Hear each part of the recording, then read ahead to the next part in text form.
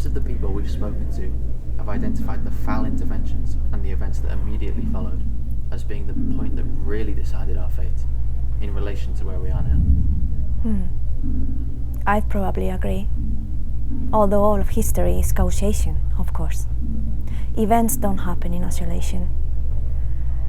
Still, that was an unusually decisive period. Loads of things happening that all intertwine. So you don't think there was any one particular event? Well, most people would point to Babel too, but that didn't really bear fruit till years later. If I had to point to one sort of touch paper event, I'd say it was the pre-fall Mars landings. The Mars missions before that were inconsequential, but after that, the period around those things, that was the real moment of change. I think by any measure, the most pivotal moment in human history, and in so many ways. How so? Well, I mean, so many fundamental things were shifting, not just the technological revolutions, but how we shape our civilization. Most of it you could see happening. It was quite deliberate, at least for some, but they couldn't have known where it would lead. Could they? Venting in progress. Cut. One of our other interviewees suggested that it was our need for progress that killed us. Another believes that it's what saved those who survived.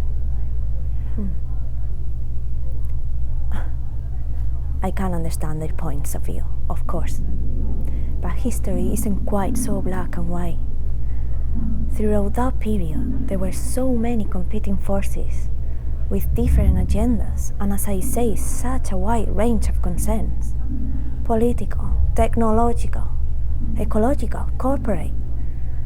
There was an enormous pressure to move things forward in all these arenas, and for different reasons. Well, are they to blame for where we are now? Or to be thanked?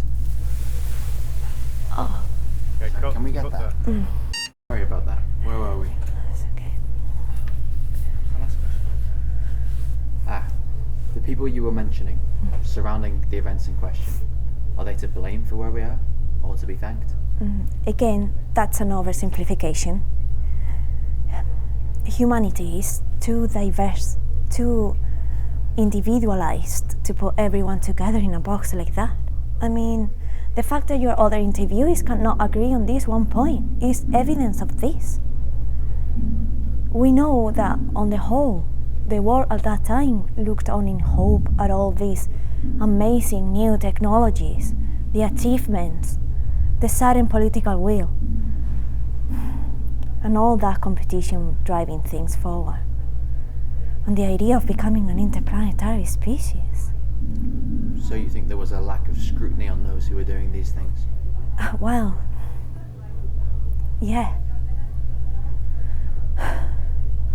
And if there is one consistent human failing, it's letting our ambition blind us. But I think it's unfair to say that the leaders at that time had some nefarious agenda. Obviously, the politicians wanted to achieve national advantage, and the corporations wanted to make money. And you could call those failings or label them greedy, but then who doesn't fail in that way?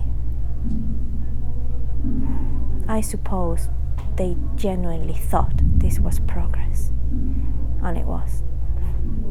They just didn't know where they were progressing towards. I cannot blame them for not knowing where their actions will lead, because it's not like there is a precedent to this. So, and this is the point of this exercise. How could we have Venting in progress. Cut. How could we have avoided being here? Well, in terms of these incidents we are discussing, or the decisions those people made, could they have chosen differently? Was there another alternative even available? Look at the O'Neill report. All the pressure that brought. And then a sudden space race and national agendas and Mars was all but inevitable. And with all that came from Mars, that conflict, we'd never been prepared for the geological events that brought us here. So you'd say that our division as a society is what saved us? I'm saying it's an inevitable part of who we are, and will continue to play a part in whatever happens to us now. The human race being divided into nations isn't a cause of our tribalism. It's a symptom. Unity as species, if such thing is possible. That comes from learning how to manage that conflict and use it productively. So could there be a time when we have no national, tribal divides? It seems we are about to find out. Just one more question. Are there lessons that we can learn from history, any of our history, to prepare us for what's happening now?